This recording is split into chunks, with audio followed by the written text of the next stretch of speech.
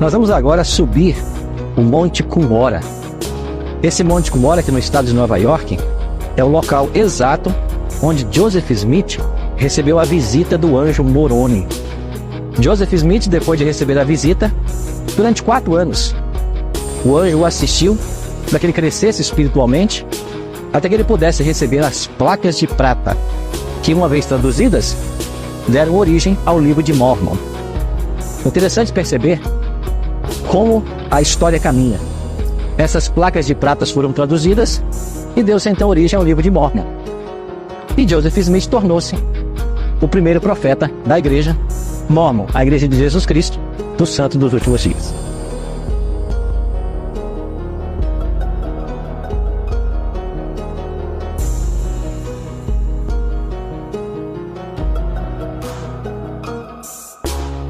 Chegamos aqui, no alto do Monte Cumorah, onde você tem aqui a estátua do anjo Moroni. É interessante perceber como, no mesmo momento em que Deus vai levantar um profeta, e ele estava chamando Ellen G. White ao ministério profético, você tem na mesma ocasião pessoas dizendo-se ser profetas, também chamadas por Deus, como é o caso de Joseph Smith.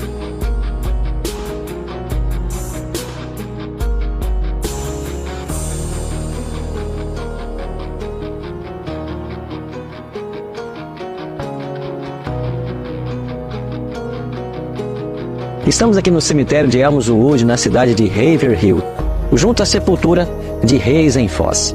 Depois, no dia 22 de outubro de 1844, Foz sentiu haver ficado confuso quanto à sua primeira visão.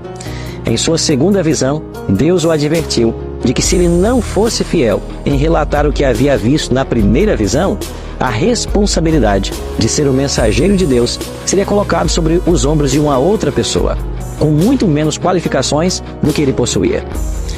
Ele continuou a temer as consequências, as possibilidades de ser ridicularizado, ser rejeitado por seus outros companheiros mileritas.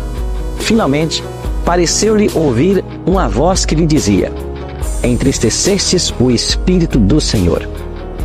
Apavorado com essa possibilidade, ele convocou então uma reunião para relatar a visão.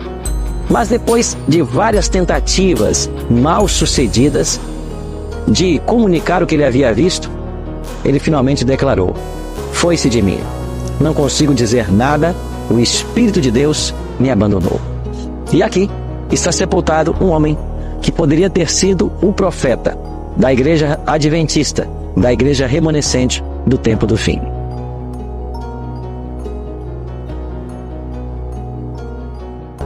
Outro homem a quem Deus chamou para o ministério profético foi William Foy. Ele se converteu e foi batizado pelo ministro Silas Curtis em 1835, na Igreja Batista do Livre Arbítrio. No ano de 1842, aos 21 anos de idade, William recebeu visões de Deus e foi fiel em partilhar essas visões. A própria Ellen G. White ouviu Foy e achou seus testemunhos extraordinários. Ela relatou que ele teve 4 visões que chegaram a ser impressas, mas seu ministério foi curto. Foy foi sepultado no estado do Maine e em sua lápide estão as palavras do apóstolo Paulo: combati o bom combate, completei a carreira, guardei a fé.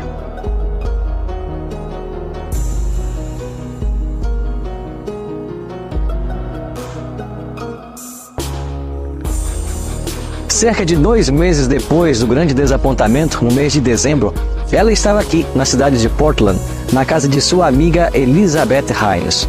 Durante o culto pela manhã, outras jovens se uniram a elas. E quando elas estavam orando no altar da família, o Espírito Santo desceu sobre Ellen e ela recebeu aquela que seria a primeira visão de cerca de 2.000 visões e sonhos ao longo de sua vida.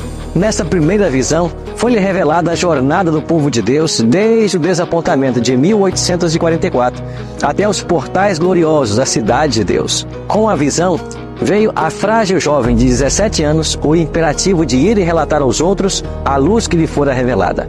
Após essa memorável audiência com Deus, Ellen Armon, posteriormente White, ergueu-se disposta a assumir a solene responsabilidade que a providência divina lhe havia confiado.